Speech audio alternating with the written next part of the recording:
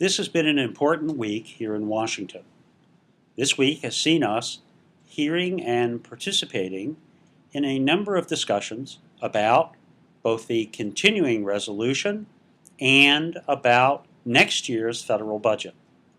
For those of you who remember what happened in Washington last December, Congress adjourned without finishing all of its work. Part of its work was finishing the appropriations bill. Therefore, we've been running the current government on a continuing resolution.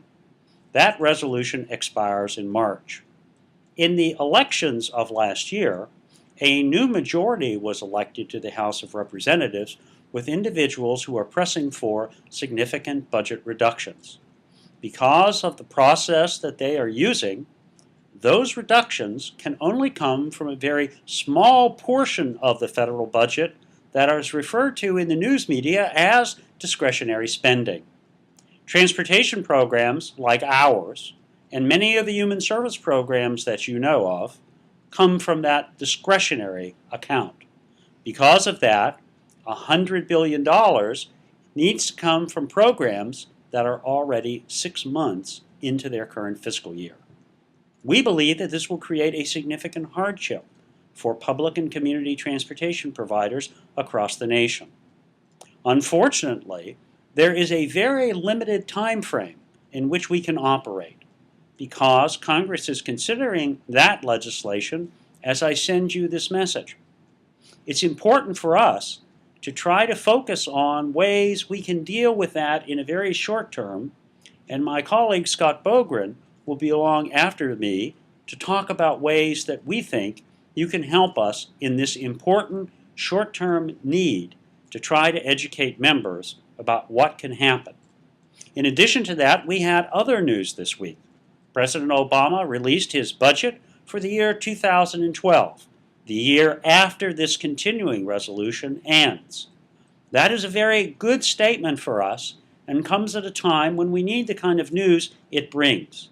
It reaffirms the nation's commitment to community and public transit.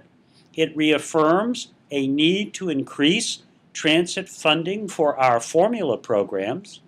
It recognizes also a need to provide greater flexibility for operating assistance to help prevent further reductions in services to our citizens who are seniors and people with disabilities in larger urban communities.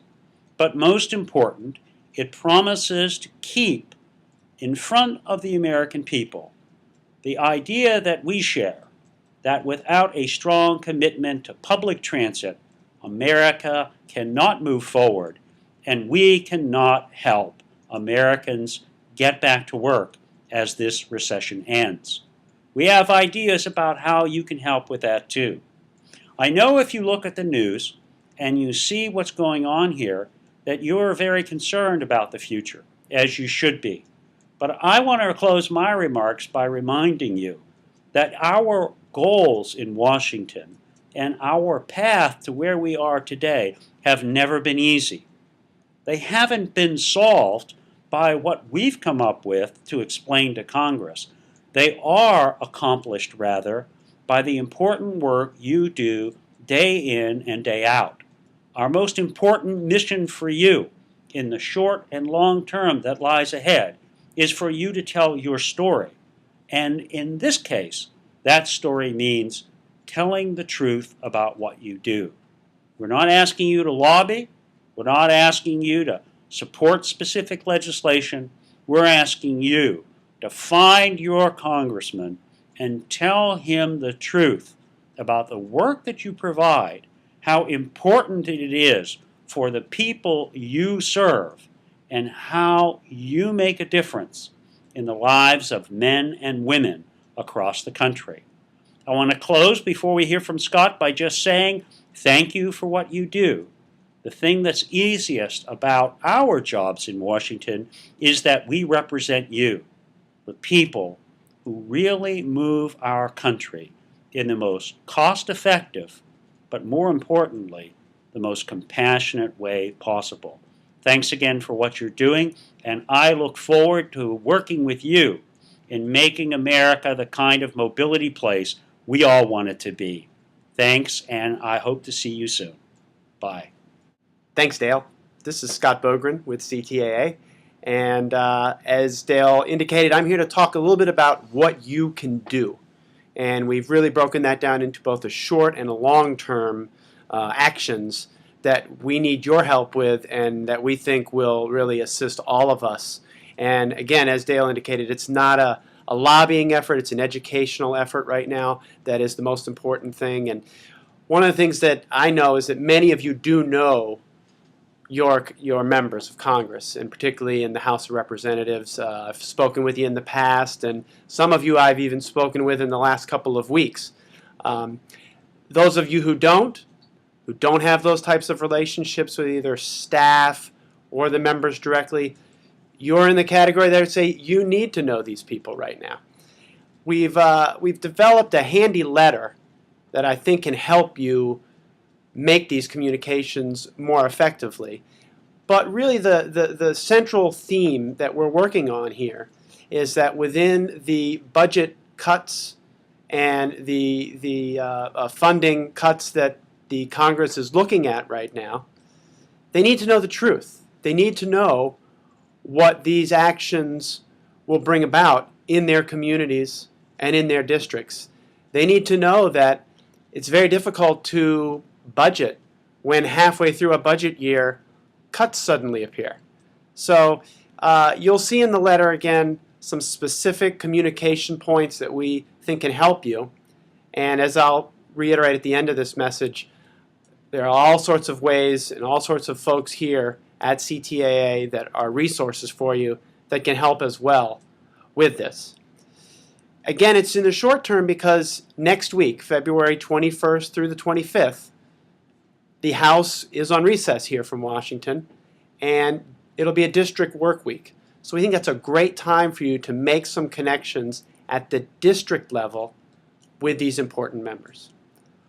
Longer term is more of a telling your story.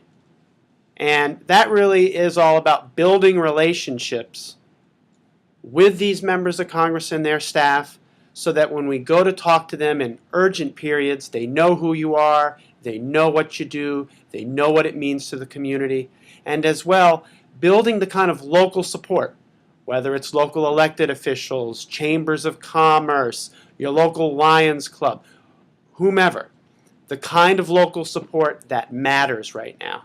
And we can help you identify some of those groups and folks if you don't know them already.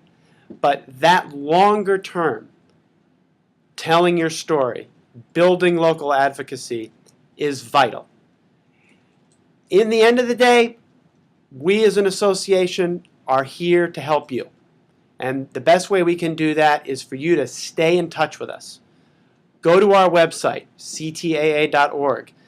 The very latest news on any of the items happening here in Washington, from the continuing resolution to 2012 budgets to reauthorization proposals, if and how those are coming about, it's all up on the website on our Twitter newswire. You don't have to use Twitter. You can just go to our site and click away and you'll see the latest news. If you happen to use Twitter, you can follow me directly at CTRMag1,